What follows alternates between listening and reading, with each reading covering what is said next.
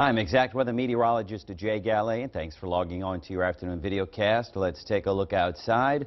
This is our dome camera, and as you can see, we've got some clearing skies, at least for the time being, starting to work in a little bit of sunshine, some high clouds moving through. But notice on your satellite and radar imagery, we've got this cold front that's pushing through. Now notice at the beginning of the loop, or we'll call it the middle portion of the loop, notice the yellows and reds, but they do kind of diminish as it moves through at the latter part of the loop. And then these clouds, while we're getting some clearing right now, they are going to be overspreading us. So most of the rain, the heaviest rain, looks like it is going to stay to our north, but that's not to say that we're not going to get some rainfall, because we are. We're going to go with a few isolated, maybe scattered showers beginning this evening, lasting through the overnight hours, and then some lingering rain tomorrow.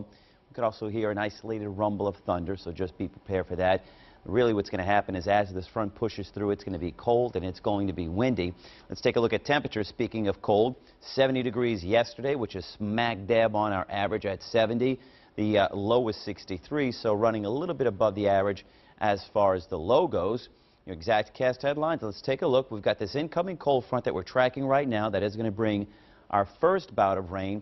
Then we've got an area of low pressure that's going to develop in the Gulf of Mexico. Not going to be a tropical low, of course. It's too late in the seasons for that, but it is going to drag some moisture. It may move right across the area and make things pretty stormy as we get to Monday night into Tuesday, even a possibility of some severe weather. But what you're going to notice beginning tomorrow is it's going to be cold, it's going to be windy, and we're going to be dealing with some rain off and on till about, say, Tuesday afternoon. So here's another look at our front. It kind of does fizzle out a little bit. Still, there's lots of cold air behind that. You see this pink right here in parts of Texas and Oklahoma. Yep, that is a wintry mix of rain and sleet. Now, not to say we're going to get that, but there's lots of cold air behind this front.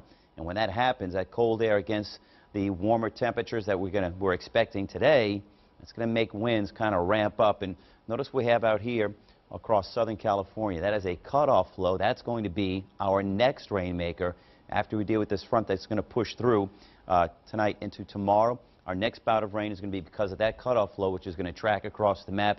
There's our front. You see it's situated almost across the northwestern portion of the state.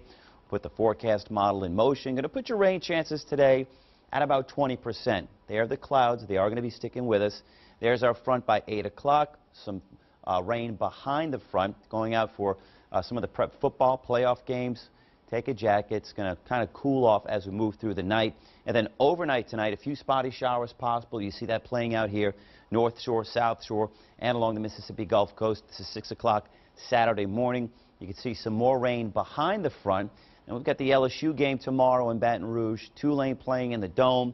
So keep the umbrella handy. But it's at this point where it's really going to be cloudy, windy, and temperatures are actually going to be falling as we move through the day tomorrow. So be prepared for that. Our high temperatures are going to occur in the morning on Saturday, and then temperatures will fall throughout the day.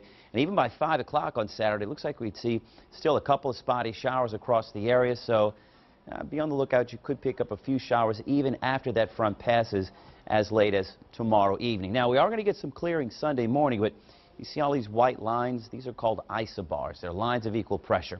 And when we see this many and it kind of packed kind of tightly, that's going to generate that wind. And notice back to the west, this pink, there's that wintry mix again. So an indication of just how cold we're going to get. This is 5 o'clock on Sunday night or Sunday evening.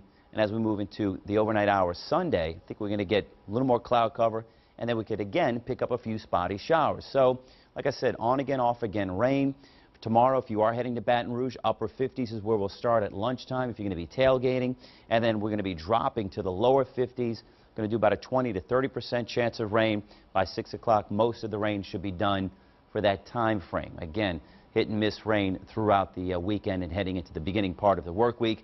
Highs today, we're going to keep those in the mid-70s to near upper 70s. Going to call your rain chances, like I said, 20%. Then about a 30 to 40% chance of rain overnight tonight.